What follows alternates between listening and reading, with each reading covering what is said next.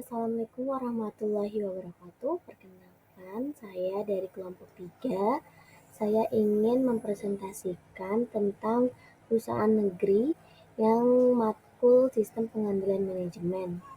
Dan terdiri dari kelompok saya sendiri, Alvita Anggreni, dengan NIM 211011272, dan ada Bagas Nurul Wicaksono dengan NIM 21112002076, dan Mas Lina 2110011201093, dan Muhammad Akmaluddin 21100112001 dengan dosen pengampu Pak I Gede Indrawan SIKOM MM. Selanjutnya ada latar belakang mengenai Bank BNI. Bank BNI atau disebut dengan PT Bank Negara Indonesia atau Persero merupakan bank BUMN, badan usaha milik negara, pertama yang menjadi perusahaan publik setelah mencatatkan sahamnya di Bursa Efek Indonesia dan Bursa Efek Surabaya pada tahun 1996. Saat ini BNI adalah bank terbesar keempat di Indonesia berdasarkan total aset, total kredit, maupun total dana pihak ketiga. BNI menawarkan layanan jasa keuangan terpadu kepada nasabah didukung oleh perusahaan anak. Bank BNI terdiri dari Bank BNI Syariah, BNI Multifinance, dan BNI Securities, dan BNI Life Insurance. Selanjutnya ada tata nilai BNI. Tata nilai BNI ini biasanya ada pelaksanaan pendoman tata kelola terintegrasi, kualitas pelaksanaan fungsi kepatuhan terintegrasi, dan kualitas pengendalian internal terintegrasi, serta penerapan manajemen risiko terintegrasi, kualitas penerapan tata kelola terintegrasi dengan melakukan evaluasi struktur, proses, dan hasil tata kelola terintegrasi. Sehingga efektivitas hasil tata kelola terintegrasi dengan melakukan pemantauan terhadap kinerja keuangan terintegrasi, serta rencana BNI dan entitas anak maupun sinergi antar entitas anak. Mengenai penganggaran dan keuangan. Yang pertama ada pendapatan dan pengeluaran. Bank Negara Indonesia adalah salah satu bank terbesar di Indonesia. Penganggaran dan keuangan BNI mencakup berbagai aspek seperti yang pertama pendapatan dan pengeluaran. BNI memiliki pendapatan dari bunga pinjaman, biaya administrasi, dan berbagai layanan perbankan lainnya. Kemudian yang kedua ada pengelolaan risiko. BNI juga melakukan penganggaran untuk mengelola risiko-risiko yang terkait dengan operasional bank seperti risiko kredit, risiko likuiditas, dan risiko pasar. Kemudian yang ketiga ada investasi dan pengembangan. Bagian dari penganggaran BNI juga dialokasikan untuk investasi dalam teknologi, infrastruktur, dan pengembangan produk baru guna meningkatkan layanan. Kemudian yang keempat ada kepatuhan regulasi.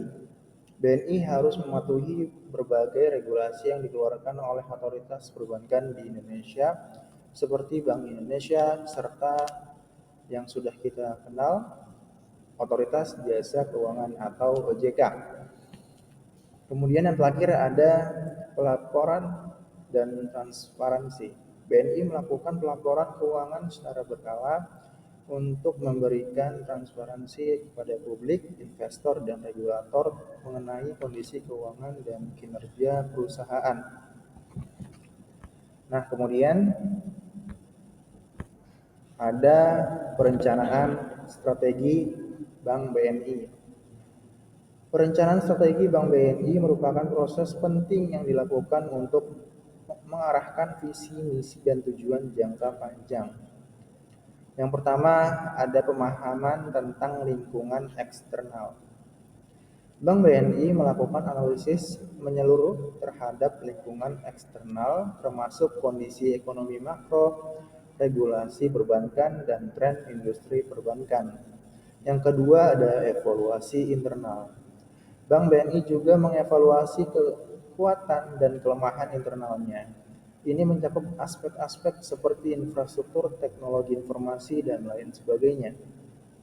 Kemudian yang ketiga ada penetapan visi, misi, dan tujuan. Berdasarkan analisis lingkungan eksternal, Bank BNI menetapkan visi jangka panjang, misi perusahaan, serta tujuan strategis yang spesifik dan terstruktur. Kemudian yang keempat ada pengembangan strategi. Bank BNI mengembangkan strategi-strategi yang mendukung mencapai visi yang telah ditetapkan oleh perusahaan. Kemudian yang kelima ada alokasi sumber daya. Dalam poin kelima ini, perencanaan strategi melibatkan pengalokasian sumber daya yang tepat, baik dalam hal keuangan, tenaga kerja, maupun teknologi. Kemudian yang keenam ada implementasi dan monitoring. Setelah strategi ditetapkan, Bank BNI mengimplementasikan rencana-rencana tersebut. Dan kemudian yang terakhir ada komitmen pada kepatuhan dan etika. Dalam semua kegiatan perencanaan strategi, Bank BNI memastikan untuk tetap berpegang pada prinsip-prinsip etika bisnis yang tinggi dan mematuhi semua regulasi yang berlaku dalam industri perbankan. Pelaksanaan dan pengukuran. Yang pertama, implementasi strategi. Yang kedua, manajemen proyek. Yang ketiga, pelatihan dan pengembangan karyawan. Yang keempat, penggunaan teknologi. Yang kelima, kuantitatif. Yang keenam, evaluasi periodik. Yang ketujuh itu feedback dari nasabah. Yang ke-8 itu ada audit dan compliance. Kemudian pengawasan dan evaluasi kinerja. Manajemen risiko yang pertama, manajemen risiko. Yang kedua itu ada kepatuhan terhadap regulasi. Yang ketiga audit internal. Yang keempat pengendalian internal. Yang kelima itu key performance indicator atau KPI. Yang keenam ada evaluasi strategis. Yang ketujuh pendapatan nasabah. Yang ke-8 itu ada di benchmarking. Selanjutnya ada perbandingan kondisi. Yang pertama manajemen risiko, lalu pengelolaan modal dan likuiditas, ketiga strategi pemasaran dan pelayanan pelanggan, keempat teknologi dan transformasi digital, dan terakhir kepatuhan terhadap regulasi.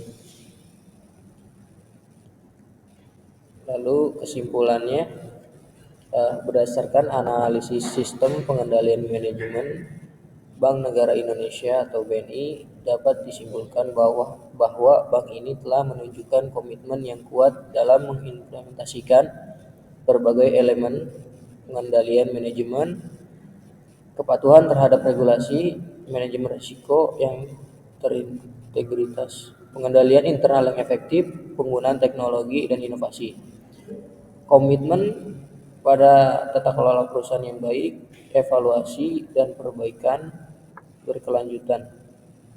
Dengan demikian, Bank BNI dapat dianggap sebagai lembaga keuangan yang memiliki fondasi yang kuat dalam pengendalian manajemen, menjadikannya dapat dipercaya dalam menjalankan fungsi perbankan dan didukung dengan pertumbuhan ekonomi Indonesia dengan cara yang berkelanjutan dan berorientasi pada nasabah.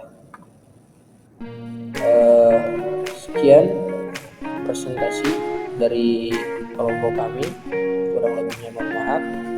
Terima kasih.